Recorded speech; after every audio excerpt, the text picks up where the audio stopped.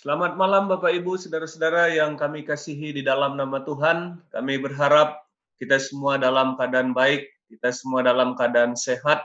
Dan puji Tuhan malam hari ini kita boleh terhubung kembali, dipersatukan di dalam acara kita. Dari malam ke malam kita telah bersama-sama mengikuti belajar Alkitab interaktif online. Dan malam hari ini kita kembali akan menikmati berkat-berkat firman Tuhan yang akan kita pelajari bersama-sama, dan malam hari ini adalah pelajaran yang ke-12. Kami juga mengucapkan tentunya selamat hari Sabat bagi kita semua yang sudah tergabung, dan ini adalah hari yang ke-6 dan matahari sudah terbenam, dan Alkitab menyebutkan ini kita memasuki hari yang kudus, hari Sabat Tuhan. Dan kebetulan malam hari ini adalah pelajaran yang akan kita pelajari bertema tentang hari Sabat.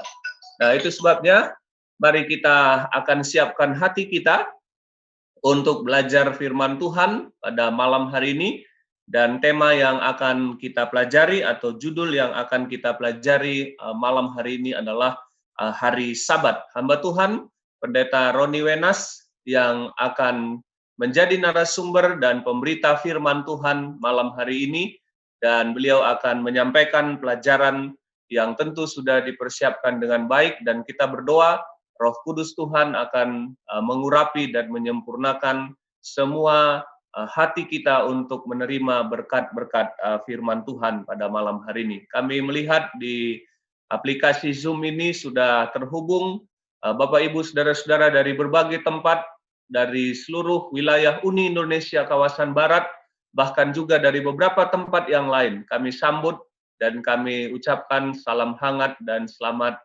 malam dan selamat Sabat kepada semuanya yang sudah terhubung. Kami juga mau memberitahukan beberapa informasi. Yang pertama, sebagaimana biasa, jika Bapak Ibu saudara-saudara memiliki pertanyaan-pertanyaan untuk ditanyakan, silakan boleh dituliskan di kolom chat, baik yang tergabung di Zoom ini maupun ada di Facebook dan di YouTube yang Bapak Ibu saudara-saudara ikuti. Dan seperti biasa ada juga pelayanan bahasa isyarat yang disiapkan, boleh di-pin videonya jika nanti sudah bergabung bagi sahabat-sahabat tuli yang ingin mendapatkan pelajaran daripada firman Tuhan ini.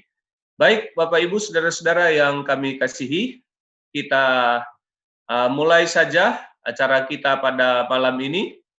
Kita akan berdoa bersama-sama. Mari saya undang kita sama-sama berdoa untuk pelajaran firman Tuhan yang akan kita pelajari bersama pada malam hari ini. Mari saya undang Bapak Ibu saudara-saudara kita berdoa.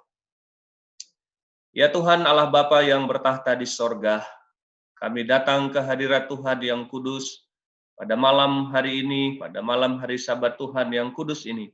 Kami berterima kasih karena Tuhan telah memberkati dan menyertai kami. Tuhan telah pimpin kehidupan kami masing-masing, hingga pada saat ini kami boleh terhubung kembali untuk melanjutkan acara belajar Alkitab interaktif online. Terima kasih untuk malam ke malam dalam seri pembelajaran Alkitab yang telah kami ikuti. Kami telah menemukan kebenaran-kebenaran Tuhan, dan kami mengharapkan kuasa Roh Kudus Tuhan memampukan kami untuk dapat menghidupkan kebenaran Tuhan yang telah kami pahami. Malam hari ini Tuhan, kembali kami akan membuka hati kami saat firman-Mu akan dibentangkan oleh hamba-Mu Pendeta Roni Wenas. Urapan dari sorga menjadi bagian kami semuanya, khususnya hamba-Mu yang akan menjadi juru kabar, pemberita firman yang Tuhan akan percayakan malam hari ini. Tuhan juga berkati kami semuanya yang mendengarkannya. Peralatan-peralatan yang kami pergunakan, jaringan-jaringan yang mengkoneksikan kami, kiranya boleh Tuhan berkati sehingga kami dapat terhubung dengan baik dan lancar. Pekabaran-pekabaran firman Tuhan boleh tiba bagi atau di tempat kami masing-masing dengan jernih dan jelas. Terima kasih Tuhan, ini doa dan pengharapan kami. Kami sembahkan doa ini di dalam nama Tuhan kami, Yesus Kristus, penebus kami dari dosa. Amin. Baik, waktu yang berharga ini kami langsung saja serahkan kepada hamba Tuhan Pendeta Roni Wenas. Kami persilakan Pak Pendeta. Baik, terima kasih Pendeta Eben. Selamat malam dan selamat bertemu kembali, selamat sahabat. Oleh karena kita memasuki pelajaran ini, judulnya adalah Hari Sabat. Dan kita akan pelajari ini bersama-sama. Tadi malam kita sudah belajar 10 hukum atau hukum Allah, di mana Yesus waktu ditanya oleh orang muda mengatakan, orang muda itu tanya, hukum yang mana? Waktu Yesus katakan, hanya satu yang baik, yaitu turutilah segala perintah Allah, maka kamu akan memiliki hidup, dan spesifiknya hidup yang kekal.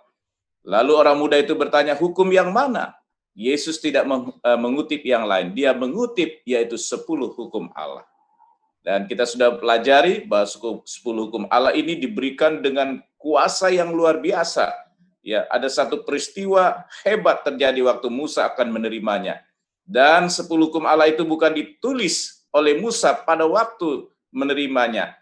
Langsung jari Allah yang menulisnya supaya tidak ada kesalahan. Lalu kemudian 10 hukum Allah ini menyatakan juga waktu diberikan, dinyatakan kasih keselamatan, kasih karunia keselamatan didahului. Puji Tuhan, kita sudah belajar tadi malam, dan malam ini kita akan lebih maju lagi untuk mempelajari satu kebenaran firman Tuhan yang dinyatakan dengan jelas di dalam Alkitab. Sekali lagi kita tunduk kepala, kita berdoa untuk meminta tuntunan Roh Kudus. Ya Tuhan, Bapa dalam surga, saat ini kami akan belajar firman Tuhan dengan tema yaitu Hari Sabat.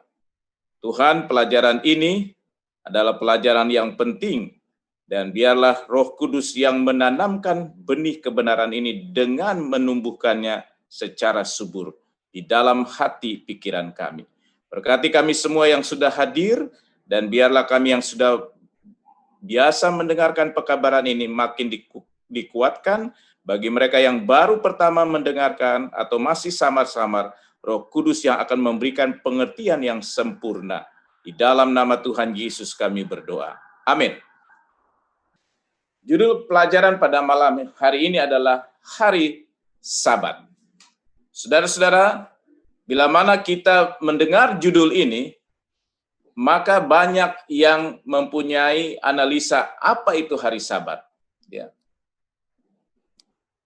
Nah, ada pertanyaan waktu saya masih sekolah dulu, masih SMP, atau ya dikatakan ada satu pertanyaan, kenapa satu minggu itu tidak 5 hari saja? Kenapa harus 7 hari? Ya. Jadi bagi anak-anak sekolah atau pegawai atau pekerjaan yang rutin, maunya satu minggu itu tidak usah 7 hari. Kalau boleh 5 hari, karena begitu masuk hari kelima sudah bisa libur. Ya.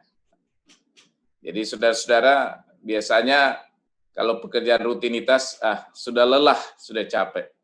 Ya. Tetapi kalau sekarang orang-orang tidak bekerja dari rumah juga ada yang bosan ya.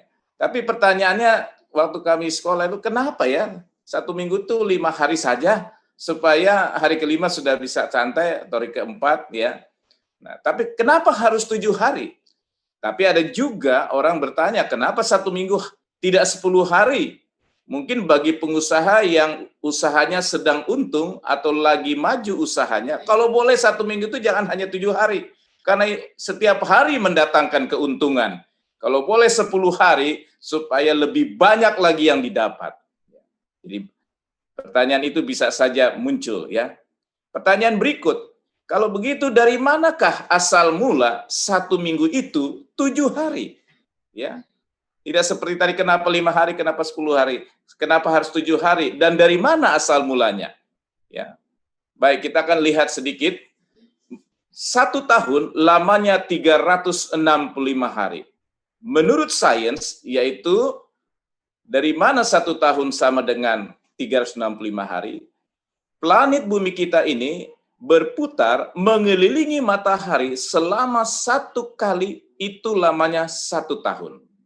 Jadi 1 kali bumi mengelilingi matahari itu lamanya 1 tahun dan jumlahnya 365 hari. Kemudian, 1 bulan rata-rata 30 hari, ada yang 29, ada yang 28, ada yang 31 ya. Kita anggap rata-rata 30 hari. Dari mana ini asalnya? Oh, menurut sains yang kita pelajari itu, karena bulan itu berputar sebagai satelit bumi, mengelilingi planet bumi itu, 1 kali dia berputar mengelilingi planet bumi, lamanya 1 bulan, dan itu jumlahnya 30 hari.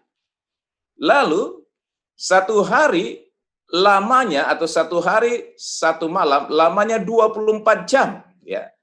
Nah, menurut sains yang kita pelajari adalah bumi sementara mengelilingi matahari dan dikelilingi oleh bulan, dia juga berputar pada porosnya. Dan lamanya itu 1 kali dia berputar pada porosnya, lamanya 1 hari 1 malam dan dihitung jumlahnya 24 jam. Jadi menurut sains bisa didapat. Tetapi pertanyaannya, dari manakah 1 minggu ini lamanya 7 hari? Dan ini sudah berlangsung berabad-abad lamanya, ribuan tahun, siklus 1 minggu itu sama dengan 7 hari sudah berlangsung sekian lama. Ya, banyak orang ingin mencari tahu dari segi sains dan lain sebagainya, tetapi tidak ditemukan dalam ilmu pengetahuan. Dan memang tidak akan pernah ditemukan. Ini hanya ditemukan di dalam Alkitab saudara dan saya. Atau firman Tuhan yang kita baca dari malam ke malam. Jadi saudara-saudara, kalau kita ingin tahu dari mana 1 minggu sama dengan 7 hari, tidak bisa kita dapatkan sumbernya dari lain-lain atau dari ilmu pengetahuan. Tapi sumbernya ada di dalam Alkitab. Baik, ini adalah 1 minggu sama dengan 7 hari. Ini adalah minggu penciptaan. Ya. Kalau kita baca dalam Kejadian pasal 1, ya, hari pertama Allah menjadikan terang. Hari kedua Allah menjadikan cakrawala. Hari ketiga darat, laut, sungai ataupun air ya mengalir dan tumbuh-tumbuhan. Kemudian hari keempat, benda-benda penarang di langit ya. Lalu hari yang kelima, burung-burung di udara dan binatang di dalam air. Hari keenam, binatang-binatang di darat dan manusia. Ini adalah intisari yang kita dapat, karena waktu kita tidak bisa bahas satu persatu. Tetapi inilah proses minggu penciptaan yang ada di dalam Kejadian 1. Jadi ini adalah siklus minggu penciptaan, 6 hari lamanya. Sebenarnya 6 hari sudah selesai penciptaan. Jadi kalau hanya siklus penciptaan 6 hari sudah selesai, sudah lengkap.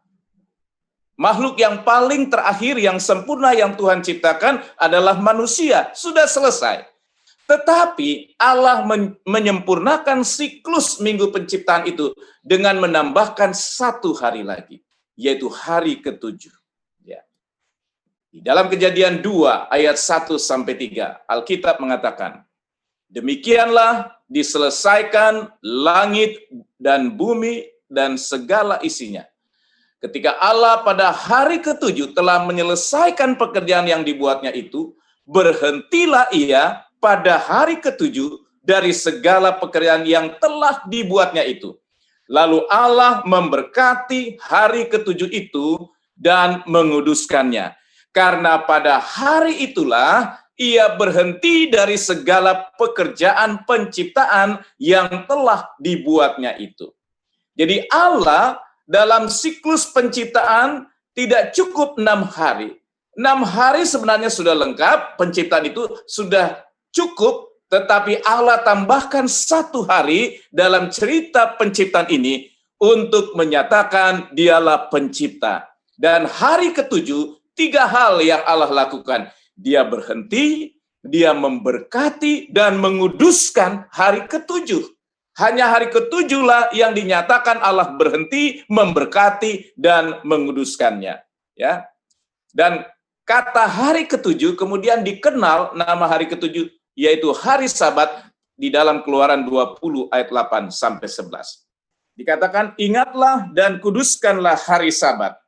Sebab 6 hari lamanya engkau akan bekerja dan melakukan segala pekerjaanmu, tetapi hari ketujuh adalah hari Sabat Tuhan Allahmu, maka jangan melakukan sesuatu pekerjaan, engkau atau anakmu laki-laki, atau anakmu perempuan, atau hambamu laki-laki, atau hambamu perempuan, atau hewanmu, atau orang asing yang di tempat kediamanmu. Sebab 6 hari lamanya Tuhan menjadikan langit dan bumi, laut dan segala isinya, dan ia berhenti pada hari ketujuh. Itulah sebabnya Tuhan memberkati hari Sabat dan menguduskannya. Ya. Saudara-saudara yang dikasihi oleh Tuhan, Alkitab mengatakan bahwa di dalam Keluaran 20 lah pertama kali Allah melakukan pernyataan bahwa hari ketujuh adalah hari Sabat Tuhan Allahmu. Ya. Hari ketujuh lah yang menjelaskan kata Sabat di sana, artinya perhentian, ya. Tuhan memberkatinya dan Tuhan menguduskannya. Jadi hari pertama sampai ke-6 tidak dikatakan, tapi hari ketujuh Allah memberkati, menguduskan, dan beristirahat pada hari tersebut. Ya, pemeliharaan hari Sabat, hari ketujuh, sudah dimulai sejak penciptaan. Ketika kita sudah baca tadi, berarti pemeliharaan hari Sabat atau hari ketujuh ini sudah dimulai sejak penciptaan. Sejak adanya manusia, Allah sudah melembagakan hari ketujuh sebagai hari Sabat Tuhan Allah. Ya. Kemudian pemeliharaan hari Sabat itu juga berlangsung pada zaman bangsa Israel, diingatkan kembali. Di dalam Keluaran 16 ada satu peristiwa ayat yang ke-21 sampai 27. Dikatakan setiap pagi mereka memungut, yaitu ada mana yang Tuhan berikan makanan untuk bangsa Israel. Tiap-tiap orang menurut keperluannya, tetapi ketika matahari panas, cairlah itu, yaitu mana, ya. Dan pada hari yang ke-6, mereka memungut roti itu 2 kali lipat banyaknya. Ya. 2 gomer untuk tiap-tiap orang, dan datanglah semua pemimpin jemaah memberitahukannya kepada Musa. Lalu berkatalah Musa kepada mereka, inilah yang dimaksudkan Tuhan. Besok adalah hari perhentian penuh.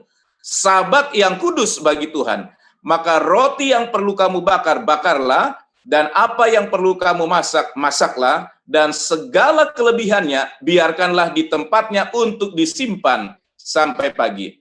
Mereka membiarkannya di tempatnya sampai keesokan harinya, seperti yang diperintahkan Musa, lalu tidaklah berbau busuk dan tidak ada ulat di dalamnya. Selanjutnya, kata Musa, makanlah itu pada hari ini, sebab hari ini adalah Sabat untuk Tuhan. Pada hari ini tidaklah kamu mendapatkannya di padang. Jadi bangsa Israel dalam perjalanan setelah keluar dari Mesir, dia kemudian sudah diajarkan bagaimana mereka itu dipelihara oleh Tuhan dengan makanan yang turun dari langit, yaitu mana. Dan mana itu setiap hari turun, tetapi hari ke-6, ya, hari ke-6 Tuhan menurunkan 2 kali. Kenapa? Karena hari ke-7 adalah hari perhentian penuh, tidak turun mana. Jadi di bangsa Israel pun sudah ada pemeliharaan hari Sabat, tetapi bukan mulai dari bangsa Israel, sejak penciptaan sudah dimulai. Ya, 6 hari lamanya kamu memungutnya, tetapi pada hari yang ke-7 ada Sabat. Maka roti itu tidak ada pada hari itu. Saudara, jadi hari ke-7 Allah tidak menurunkan mana, karena itu adalah hari ke-7. Sudah diturunkan sebelumnya di hari yang ke-6. Tetapi ada juga yang tidak mengerti, bahkan tidak percaya. Tetapi ketika pada hari ke-7 ada dari bangsa itu yang keluar untuk memungutnya, tidaklah mereka mendapatnya. Saudara-saudara, Allah mengajarkan kepada bangsa itu tentang pemeliharaan hari ke-7, hari Sabat, dengan menurunkan mana 2 kali di hari ke-6 dibandingkan hari-hari sebelumnya. Supaya hari ke-7 mereka sudah ada makanan, tidak perlu bekerja memungut mana di hari yang ke-7. Baik, Sabat sudah ada sebelum bangsa Yehuda atau Yahudi. Sabat telah diberikan kepada manusia 2.300 sebelum bangsa Yahudi ada, sebagai peringatan kepada manusia. Jadi Sabat sudah ada sejak penciptaan, sebelum ada bangsa Israel atau bangsa Yahudi, Sabat itu sudah dipelihara, sudah diajarkan dan sudah dihidupkan oleh umat-umat Tuhan sebelum ada bangsa Israel. Jadi sejak Adam sampai sebelum bangsa Israel sudah ada pemeliharaan hari ketujuh, hari Sabat. Dikatakan 2300 tahun sebelumnya. Memang kita kenal sekarang orang Yahudi adalah pemelihara Sabat yang ketat, ya. Tetapi sebelum ada orang Yahudi, pemelihara hari Sabat ini sudah ada. Dengan kata lain, bahwa Sabat itu bukan milik orang Yahudi. Itu adalah Allah yang punya, yang diberikan kepada manusia. Tadi Keluaran 20, kalau kita baca dikatakan, hari ketujuh adalah hari Sabat Tuhan Allahmu. Bukan Sabatnya orang Yahudi, bukan Sabatnya kelompok tertentu, bukan Sabatnya agama tertentu, tapi Sabat adalah Sabat Tuhan Allahmu. Sabat yang adalah Allah yang buat dan Allah yang berikan kepada kita manusia yang Dia ciptakan. Makanya Yesus waktu di dunia dia katakan, lalu kata Yesus kepada mereka, hari Sabat diadakan untuk manusia dan bukan manusia untuk hari Sabat. Jadi anak manusia adalah juga Tuhan atas hari Sabat. Jadi Sabat itu adalah Tuhan yang menciptakannya. Dan dikatakan itu diberikan untuk manusia, bukan untuk kelompok tertentu, bukan untuk agama tertentu, bukan untuk bangsa tertentu, tapi untuk semua manusia. Yesus menegaskannya kembali. Pemeliharaan hari Sabat juga di zaman Nabi-Nabi. Dalam Yehezkiel 20, ayat 12 dan 20. Hari-hari Sabatku juga kuberikan kepada mereka, menjadi peringatan di antara aku dan mereka, supaya mereka mengetahui bahwa akulah Tuhan yang menguduskan mereka. Saudara, hari Sabat diberikan supaya umat-umatnya tahu, ya, bahwa Tuhan Allah yang mereka sembah adalah Tuhan yang menguduskan mereka. Kemudian ayat yang ke-20 dikatakan, Yehezkiel 20 ayat 20, kuduskanlah hari-hari Sabatku, sehingga itu menjadi peringatan di antara aku dan kamu, supaya orang mengetahui bahwa akulah Tuhan Allahmu. Saudara, di sini Allah ingin menyatakan satu hubungan antara Dia dan umatnya. Menjadi peringatan ini menjadi tanda antara aku, maksudnya antara Allah dan umatnya. Jadi hari Sabat ini adalah tanda hubungan antara Allah dan umatnya. Supaya orang di sekitar umat-umat Tuhan mengetahui bahwa yang disembah oleh umatnya adalah Allah pencipta langit dan bumi. Akulah Tuhan Allahmu. Kemudian kita lihat bagaimana di zaman Yesus. Yesus ke rumah ibadah pada hari apa? Saudara, walaupun Yesus adalah Allah yang menjadi manusia, Dia tidak pernah kebiasaan ke rumah ibadah di hari yang lain. Di dalam Lukas 4 ayat 16 dikatakan, Ia datang ke Nazaret tempat Ia dibesarkan, dan menurut kebiasaannya pada hari Sabat Ia masuk ke rumah ibadah lalu berdiri hendak membaca dari Alkitab. Kita lihat di sini Yesus, kalau mau cari Yesus di zaman itu, ketika kita hidup, kalau kita diizinkan hidup bersama-sama di zaman Yesus, maka kita kalau mau cari Yesus, cari Dia hari Sabat ada di mana? Dia ada di rumah ibadah. Yesus menurut kebiasaannya, artinya selalu, setiap hari Sabat kalau kita mau cari Yesus, Dia ada di rumah ibadah. Nanti setelah Dia berbakti, baru Dia mengadakan pelayanan. Saudara-saudara yang dikasih oleh Tuhan, ini adalah satu kebiasaan, artinya seterusnya, selama hidupnya, waktu Dia ada di dunia ini, kalau mau cari Dia hari Sabat, jangan cari di mana-mana. Cari Dia di rumah ibadah. Karena Yesus biasa berbakti hari Sabat di rumah ibadah. Tetapi saudara, Yesus memelihara hari Sabat bukan karena Dia orang Yahudi. Bukan karena Dia keturunan Yahudi, maka Dia menghidupkan kebiasaan Yahudi. Tetapi yang utama, Yesus berbakti hari Sabat karena Yesuslah pencipta. Dan dia sendiri yang membuat hari Sabat itu di hari yang ketujuh. Apa buktinya? Mari kita lihat di dalam Yohanes 1 ayat 1 sampai 3 dan ayat 14. Pada mulanya adalah firman. Firman itu bersama-sama dengan Allah dan firman itu adalah Allah. Ia pada mulanya bersama-sama dengan Allah. Segala sesuatu dijadikan oleh Dia dan tanpa Dia tidak ada satupun yang telah jadi dari segala yang telah dijadikan. Kemudian ayat 14, firman itu telah menjadi manusia dan diam di antara kita. Dan kita telah melihat kemuliaannya, yaitu kemuliaan yang diberikan kepadanya sebagai anak tunggal Bapa, penuh kasih karunia dan kebenaran. Saudara-saudara, kita lihat bahwa Yohanes mendahului tulisannya dengan pernyataan seorang oknum yang bernama Firman. Firman itu bersama-sama dengan Allah. Dan firman itu adalah Allah. Dan di dalam Dia dijadikan segala sesuatu. Berarti firman inilah yang menciptakan segala sesuatu. Dan firman itu telah menjadi manusia. Siapa firman yang telah menjadi manusia? Yesus sendiri. Jadi Yesuslah yang mengatakan di dalam Kejadian 1, jadilah terang, jadilah cakrawala, jadilah benda-benda penerang di langit, jadilah darat, laut, dan tumbuh-tumbuhan, dan seterusnya. Dan hari ketujuh, Yesus yang sama yang mengatakan, Allah berhenti memberkati dan menguduskan hari ketujuh. Itulah sebabnya waktu Dia di dunia ini, waktu Dia menjelma menjadi manusia, Dia adalah pencipta, Dia harus melakukan apa yang pernah Dia firmankan. Yesus menjadi teladan kita.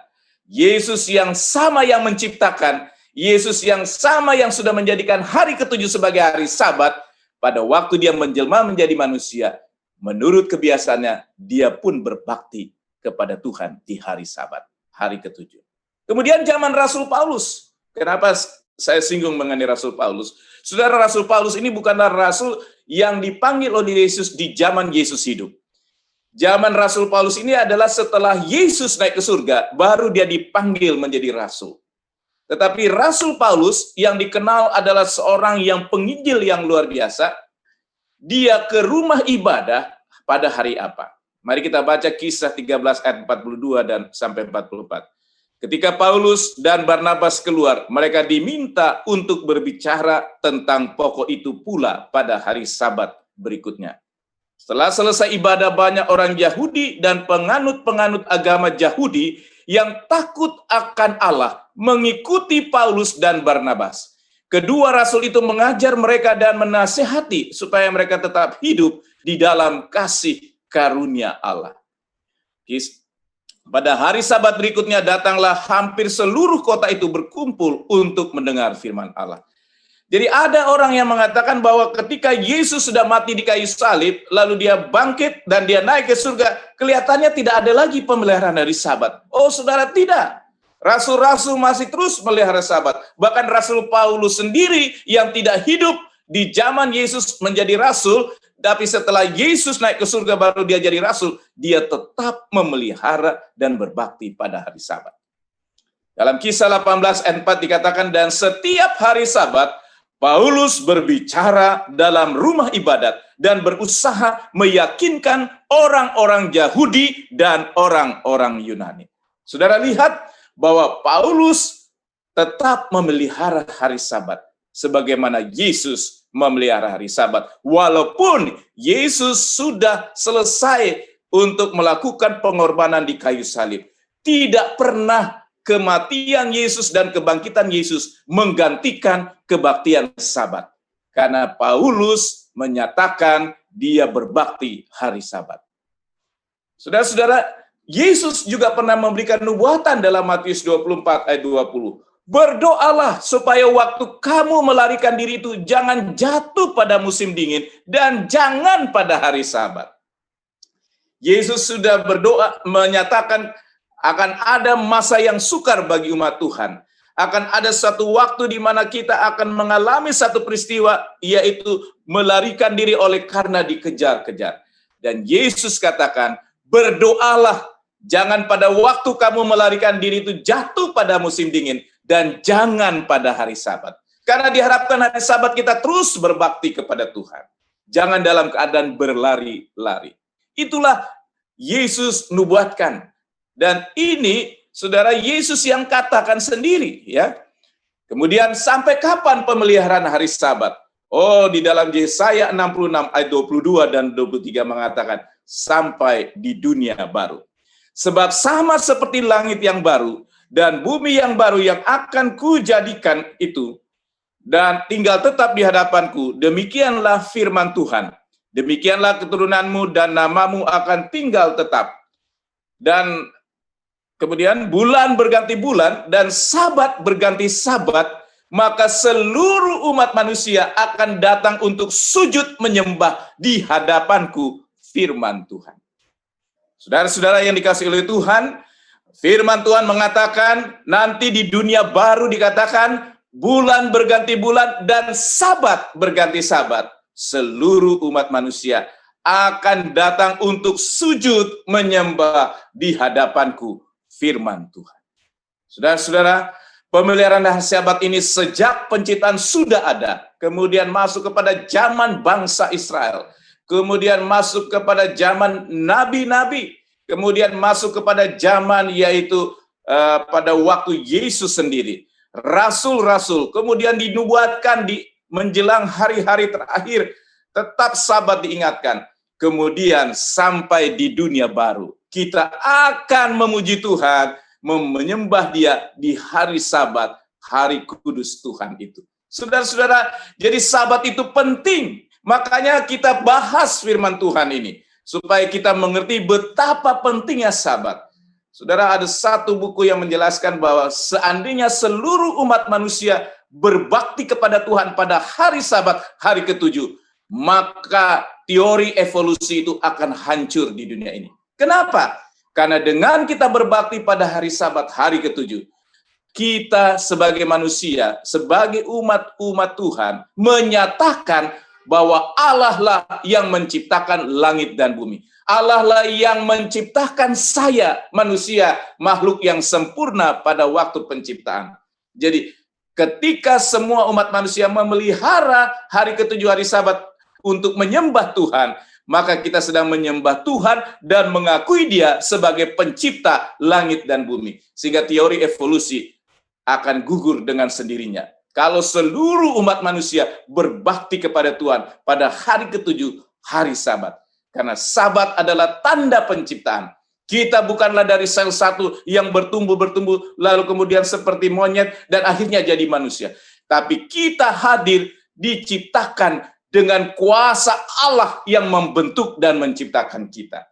Jadi Sabat adalah tanda penciptaan yang sangat mengagumkan karena Allah adalah Allah yang luar biasa yang menciptakan segala isi dunia ini dan manusia.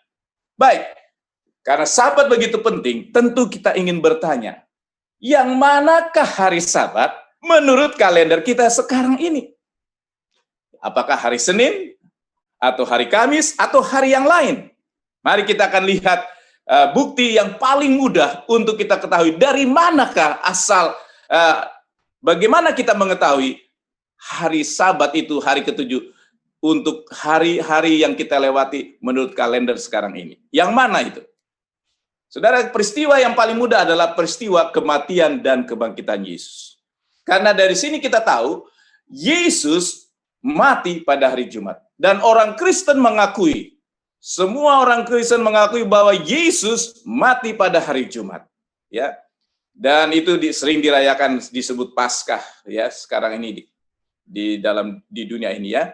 Nah, firman Tuhan mau katakan kepada kita, waktu Yesus mati pada hari Jumat, firman Tuhan katakan hari apa itu? Markus 15 ayat 42 katakan, sementara itu hari mulai malam. Dan hari itu adalah hari persiapan, yaitu hari menjelang Sabat. Jadi hari di mana Yesus mati di kayu salib, firman Tuhan katakan, itu adalah hari persiapan, hari menjelang Sabat. Ya. Kemudian Yesus bangkit. Semua orang Kristen mengakui bahwa Yesus bangkit hari Minggu. Ya. Alkitab kita katakan dalam Markus 16 ayat 1 dan 2, hari Minggu itu hari apa? Mari kita baca di dalam Markus 16 ayat 1 dan 2. Setelah lewat hari Sabat, Maria Magdalena dan Maria ibu Yakobus serta Salome membeli rempah-rempah untuk pergi ke kubur dan meminyaki Yesus. Dan pagi-pagi benar hari pertama minggu itu, setelah matahari terbit, pergilah mereka ke kubur. Saudara, hari Minggu Alkitab katakan adalah waktu Yesus bangkit setelah lewat hari Sabat. Atau hari Minggu adalah hari pertama dalam minggu itu. Jadi tidak susah menemukan yang mana hari Sabat, hari ketujuh itu pada kalender kita sekarang ini. Tidak sulit. Karena dari peristiwa kematian dan kebangkitan Yesus, kita sudah bisa ambil kesimpulan. Kalau tadi waktu Yesus mati, hari Jumat disebut hari menjelang Sabat. Hari Minggu waktu Yesus bangkit disebut setelah lewat Sabat. Berarti hari Sabat antara Jumat dan Minggu. Dan saya mau katakan dengan kerendahan hati, pada saat ini, menurut kalender kita, hari Sabat itu adalah hari Sabtu, bukan hari yang lain. Karena Yesus mati hari Jumat disebut hari menjelang Sabat. Berarti itu adalah Sabtu. Kemudian Yesus bangkit hari Minggu dikatakan setelah lewat hari Sabat. Nah, sekarang poin yang kedua. Pagi-pagi benar pada hari pertama minggu itu, itulah kebangkitan Yesus.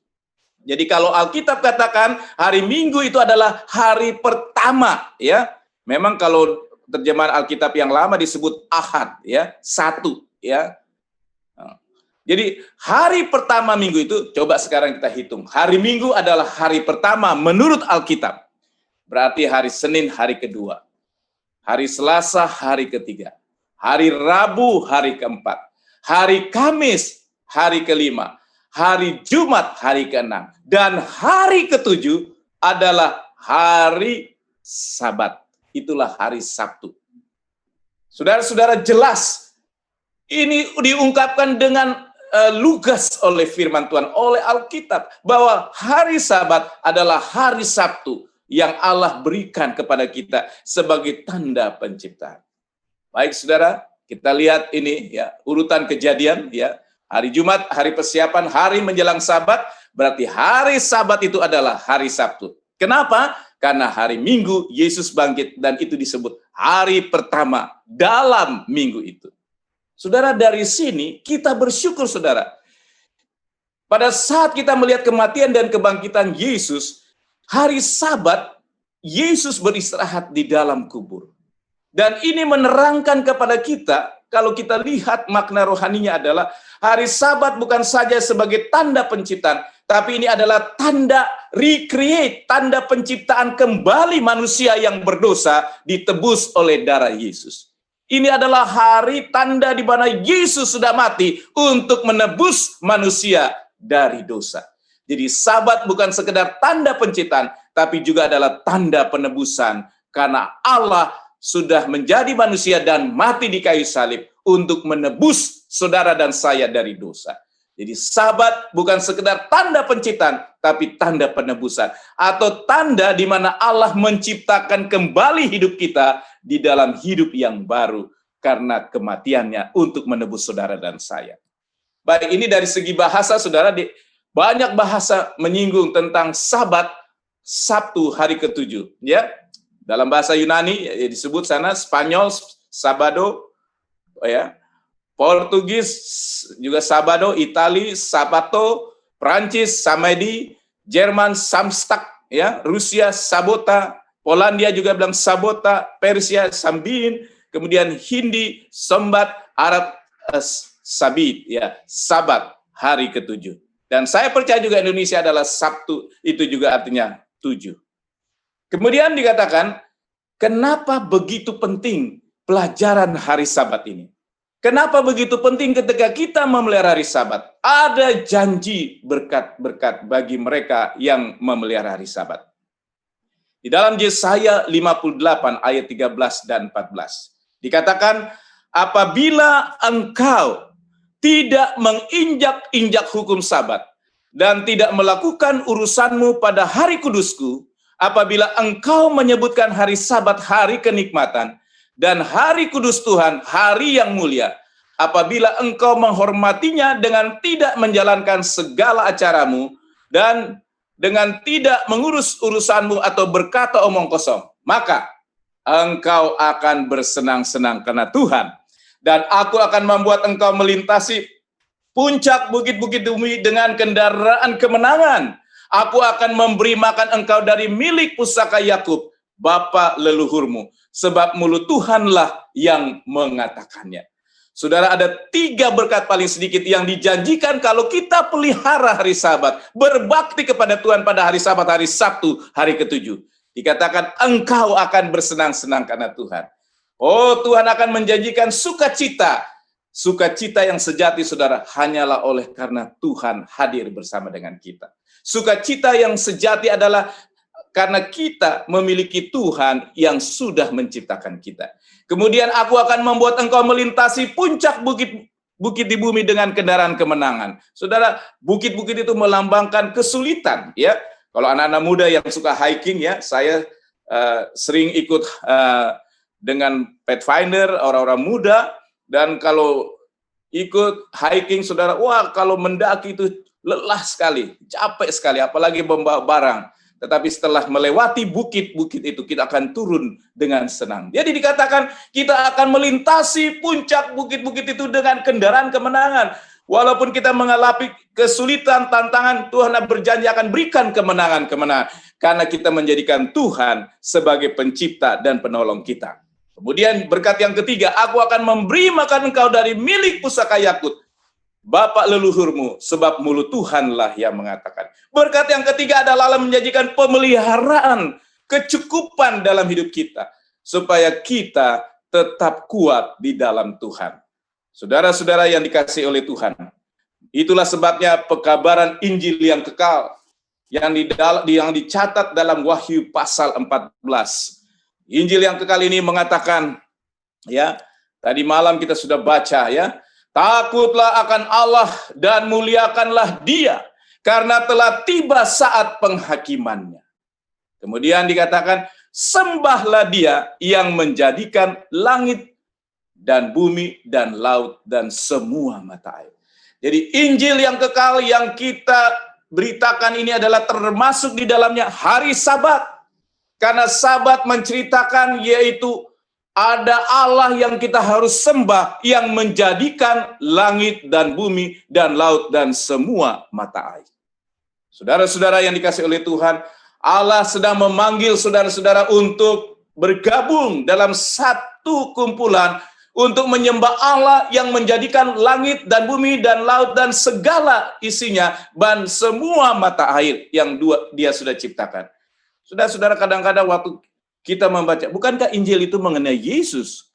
Apa maksudnya menyembah Allah, menciptakan langit dan bumi dan laut dan segala isinya? Saudara, kita bersyukur karena Rasul Paulus dalam 2 Korintus 5 ayat 17 dikatakan, di dalam Kristus kita adalah ciptaan baru. Jadi arti Injil, kabar yang baik, kita diselamatkan. Diselamatkan oleh siapa? Oleh Yesus, oleh darahnya yang sudah tercurah mengampuni saya dari dosa. Dan dikatakan, di dalam Kristus kamu adalah ciptaan baru. Jadi ketika kita menyembah Allah, kita menyembah Yesus yang pencipta langit dan bumi, dan juga menciptakan kita baru karena kematiannya di kayu salib. Jadi inilah pekabaran 3 malaikat. Makanya Sabat begitu penting, bukan karena harinya, tetapi oleh karena Kristus sudah menciptakannya untuk kita. Ya, banyak orang berpikir, oh Sabat itu kita seperti menyembah dewa hari. Bukan. Itu Allah sudah sisihkan untuk satu waktu di mana kita menikmati satu hubungan yang begitu dalam bersama dengan Allah dan bersama dengan Yesus Kristus. Saudara-saudara yang dikasihi oleh Tuhan, hari Sabat bukan hari yang lain menurut kalender kita. Itu adalah hari ke-7, hari Sabtu. Ya, saudara-saudara, kita sebenarnya dipanggil untuk memelihara hari Sabat, hari ke-7, hari Sabtu itu. Alkitab yang katakan, dan malam ini kalau baru pertama kali saudara dengar, jangan lupa, kita dipanggil sesuai dengan pekabaran 3 malaikat ini. Sembahlah Dia yang telah menjadikan langit dan bumi dan laut dan semua mata air. Hari ke-7 bagian dari pekabaran Injil yang kekal itu, di mana kita boleh dipanggil di dalam persekutuan yang erat dengan Dia. Saudara-saudara, sebelum kita tutup, saya mau ceritakan. Ya, sekarang ini saya dengar ada beberapa yang terjadi, ya. Dikatakan masalah pandemi COVID-19 ini bukan saja krisis ekonomi, ya, bukan saja krisis yang lain, tapi juga rupanya ada juga krisis keluarga, ya. Oleh karena mungkin ekonomi, jadi terjadi krisis keluarga. Nah, ini diceritakan, ada satu cerita, tetapi sebenarnya keluarga ini bukan krisis ekonomi, tapi krisis trust di antara mereka satu sama lain. Jadi suami istri ini dua-dua adalah seorang profesional, pekerja yang giat dan sukses. Tetapi saudara, mereka sudah lama tidak hidup dalam satu rumah. Mereka sudah ada rumah masing-masing. Ya, tapi mereka kelihatan di luar sepertinya masih mesra hubungannya suami istri. Tapi kalau sudah pulang ke rumah, satu suami punya rumah sendiri, istri punya rumah sendiri. Karena sama-sama orang profesional dan punya uang sama-sama. Mereka sudah berpisah rumah, bukan berpisah ranjang, tapi sudah berpisah rumah. Tapi kemudian satu kali istrinya seperti terinspirasi, bagaimana kalau saya mengalah dan saya akan coba untuk memperbaiki hubungan dengan suami saya ini. Diceritakan dalam cerita itu, suaminya ditelepon, dan pada waktu ditelepon, karena ini keluarga terjadi di Amerika atau di negara yang berbahasa Inggris, ya, suaminya ditelepon, istrinya ingat, oh dulu waktu pertama kali suami saya mengajak kencan yang pertama, berpacaran pertama kali, dia ajak saya makan di satu restoran yang mereka tahu bersama. Jadi akhirnya dalam cerita itu, dia undang ke restoran itu, lalu suaminya bilang, oh iya, ya, masih gengsi. Oke, ya jawabnya seperti itu. Nah, mereka sudah janjian harinya, ya, yaitu hari istrinya, ya, sudah bilang Tuesday, ya. Kemudian Tuesday itu adalah Selasa. Kemudian mereka sudah janji dan sepakat mau bertemu jam 7 malam. Istrinya datang hari Selasa itu jam 7 malam. Ya. Dia sudah pesan, ini suami saya dulu waktu kami kencan pertama, dia suka makanan ini. Lalu dia pesan dari restoran itu makanan yang disukai oleh suaminya dan yang dia sukai juga. Sudah dipesan. Tunggu, tidak datang-datang. Mau telepon dia gengsi, ya, karena masih bermusuhan, ya. Tapi saudara-saudara, dia tunggu sampai restoran sudah mau tutup, tidak datang-datang suaminya. Saudara-saudara tahu, akhirnya istrinya tambah marah. Kemudian mereka kelihatannya hubungannya makin parah. Istrinya pulang dan membayar makanan itu walaupun makanan itu tidak dimakan semuanya. Kemudian saudara, 2 hari kemudian datang suaminya ke restoran itu. Ya, dan pada waktu itu suaminya juga menunggu istrinya. Ya, dia pesan, ini mungkin istri saya senang. Lalu dia pesan dan kemudian dia tunggu-tunggu sampai restoran sudah mau tutup. Istrinya tidak datang-datang juga. Marah suaminya. Tapi mereka tidak gengsi masing-masing tidak mau berkomunikasi. Akhirnya satu saat istrinya tidak tahan, setelah peristiwa itu mereka saling telepon lagi. Istrinya bilang, kamu kemana saja? Memang kamulah yang menyebabkan masalah ini. Komunikasi kita tidak terjadi dengan baik karena kamu sibuk. Ya, suaminya bilang, kamu juga. Ya, saling tuduh-menuduh. Rupanya suaminya memang salah dengar. Istrinya bilang Tuesday, Selasa, tapi suaminya karena memang mungkin sibuk, dia dengarnya Thursday, Kamis. Akhirnya istrinya datang Selasa, suaminya datangnya Kamis, tidak ketemu. Nah, saudara-saudara, inilah yang terjadi miskomunikasi. Saudara-saudaraku yang dikasihi oleh Tuhan, kita mungkin miskomunikasi dengan Allah. Tuhan meminta kita melakukan satu hubungan yang erat di hari Sabat, hari Sabtu, hari ke-7 itu, untuk berbakti memuliakan Dia. tapi kita sering datang di hari yang lain dengan pikiran dan analisa yang sebenarnya bukan datang dari firman Tuhan. Kita terjadi miskomunikasi, tidak bertemu dengan Allah. Oleh karena kita salah dengan konsep yang benar. Tetapi bukan berarti Allah tidak mau bertemu dengan kita. Allah selalu berusaha berinisiatif ingin bertemu dengan kita. Tapi dia sedang sediakan hari yang khusus itu secara khusus, yaitu hari Sabat, hari ke-7, hari Sabtu. Dan ayat yang terakhir dikatakan, mari kita mengasihi Yesus dengan sungguh-sungguh. Yohanes 14 ayat 15 katakan, jikalau kamu mengasihi aku, kamu akan menuruti segala perintahku. Saya percaya saudara-saudara yang mengikuti acara ini adalah orang-orang yang ingin mengasihi Tuhan. Hari ke-7 hari Sabat masuk bagian dari 10 hukum Allah. Yesus katakan, jikalau kamu mengasihi aku, mari datang berbakti di hari Sabat, hari Sabtu. Peliharalah itu menjadi satu hubungan kita yang begitu erat. Kiranya Tuhan memberkati saudara-saudara, menjadi berkat buat kita semua, menjadi keselamatan buat kita semua, dan menjadi kemuliaan bagi nama Tuhan. Tuhan memberkati kita. Amin. Baik, puji Tuhan untuk pekabaran yang sangat indah malam hari ini. Bapak, Ibu, Saudara-saudara, saya percaya semua kita diberkati. Bagi kita yang sudah pernah mendengarkan pekabaran ini, merefresh kembali pemahaman dan pengetahuan kita. Tetapi bagi Bapak, Ibu, Saudara-saudara yang baru mendengar, tentu juga menjadi sebuah pekabaran yang sangat penting untuk kita cermati dan kita lakukan dalam hidup kita. Tuhan telah menyediakan satu hari yang kudus, yang suci, yang diberkati, hari Sabat Tuhan, hari yang ke-7 sebagai monumen penciptaan yang Tuhan telah lakukan pada waktu dunia ini diciptakan. Sekali lagi terima kasih untuk hamba Tuhan Pendeta Roni Wenas, pekabaran yang sudah disampaikan malam hari ini. Kita masih punya waktu beberapa menit lagi. Ada pertanyaan yang masuk untuk kita boleh jawab, Pak Pendeta Roni. Pertanyaan ini diambil dari kitab Roma pasal yang ke-6 ayat yang ke-14. Ini mungkin ada hubungannya dengan pelajaran kita tadi malam. Roma 6 ayat 14 mungkin saya baca.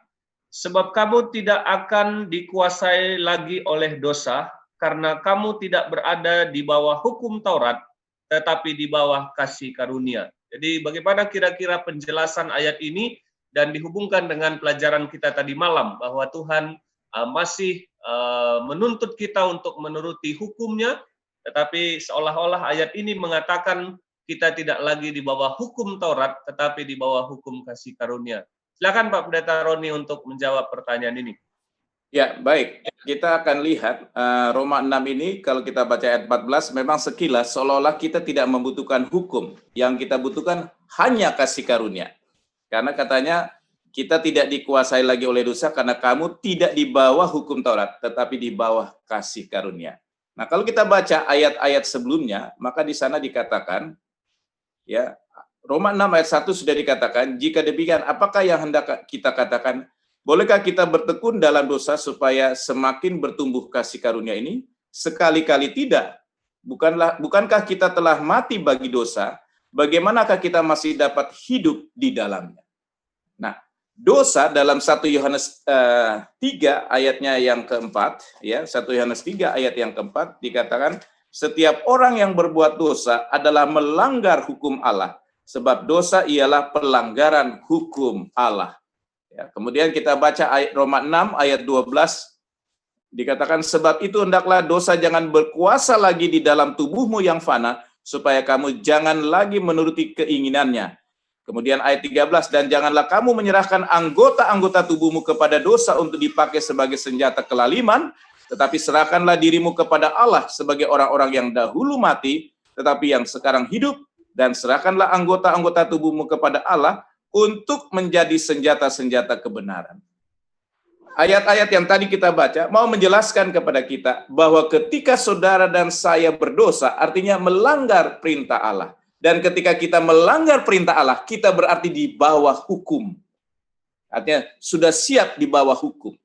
Nah, ketika kita di bawah hukum karena pelanggaran, Yesus datang untuk mengangkat kita yang tadinya di bawah hukum, ya, tadinya di bawah hukum, kita sekarang diangkat oleh kasih karunia supaya kita ditebus dan tidak lagi di bawah hukum, tapi di bawah kasih karunia. Nah, di bawah kasih karunia artinya hidup melakukan kehendak Allah. Jadi maksud ayat ini bukan menghapuskan hukum Allah, karena artinya ketika kita melanggar hukum Allah, kita sedang di bawah hukum. Kasih karunia menolong kita, mengangkat kita di bawah menjadi di atas. Karena kita menurut hukum. Kita tidak lagi di bawah hukuman, tapi kita diangkat di bawah satu kehidupan yang baru, yang hidup sesuai dengan hukum Allah. Maksud ayat itu seperti itu. Jadi tidak membuat ayat ini mengatakan bahwa hukum tidak penting. Justru karena hukum itu menjadi pagar kasih. Ketika kita melanggar, kita di bawah hukum, tetapi ketika kita diangkat oleh Yesus dan tidak melanggar, kita tidak lagi di bawah hukum. Makanya ayat sebelumnya dikatakan, bolehkah kita bertekun dalam dosa supaya bertambah kasih karunia? Sekali-sekali tidak. Jadi, hukum masih penting, karena hukumlah yang menjaga kita untuk jangan sampai kita berbuat dosa. Dan kekuatan kita untuk tidak berbuat dosa, itulah kasih karunia Allah yang menuntun kita. Tuhan menolong kita.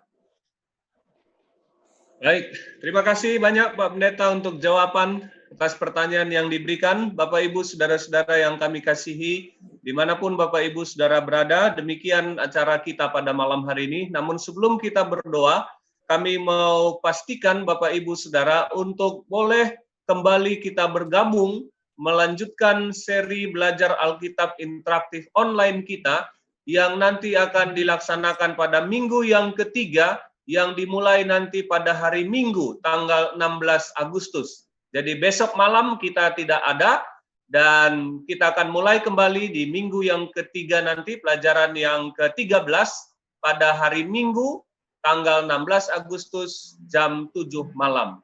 Nah, besok ada ibadah Sabat tentu di tempat kita masing-masing, karena kita sudah membahas pelajaran tentang Sabat. Tentu Bapak Ibu Saudara boleh bergabung di dalam ibadah Sabat melalui online maupun jemaat-jemaat yang sudah membuka secara offline. Terima kasih sekali lagi. Kita akan akhiri dengan doa. Mohon Pendeta Roni Wenas untuk pimpin kita di dalam doa penutup sekaligus doa berkat. Kami puji syukur ya Tuhan, kami sudah belajar malam ini, yaitu tentang hari Sabat yang begitu penting, di mana menjadi tanda penciptaan dan tanda penebusan kami. Tuhan, biarlah kami boleh mengikuti kehendak Tuhan. Karena kami yang mendengarkan pekabaran ini adalah orang-orang yang mengasihi Yesus. Karena Yesus lebih dahulu mengasihi kami. Bantu kami Tuhan untuk tetap mau mengikuti Yesus oleh karena kasih karunia-Mu. Berkati juga Tuhan kami, bila mana kami menghadapi tantangan-tantangan hidup, Tuhan berikan kemenangan rohani. Kami akan melewatinya melewati seperti kami memelihara Sabat, yaitu dengan kemenangan-kemenangan, melewati puncak bukit-bukit dengan kendaraan kemenangan. Dan berkat Tuhan menyertai kami. Dan kami akan lanjutkan pelajaran ini pada hari Minggu. Berikan kami waktu dan juga kesempatan untuk mengikuti, sehingga kami boleh dikuatkan dan selalu disiapkan, diselamatkan di dalam Tuhan Yesus Kristus. Kiranya berkat Tuhan menyertai kami, kasih Allah Bapa, kasih karunia dalam Tuhan Yesus Kristus, serta persekutuan Roh-Mu yang kudus akan menolong dan memimpin hidup kami dari saat ini sampai seterusnya. Di dalam nama Tuhan Yesus kami berdoa. Amin. Amin. Baik Bapak Ibu Saudara, minggu depan narasumber kita adalah Pendeta Sutrisno Cakraprawira. Jangan lupa pastikan Bapak Ibu Saudara bergabung kembali. Demikian, selamat malam, tetap sehat, jaga kesehatan masing-masing, Tuhan memberkati.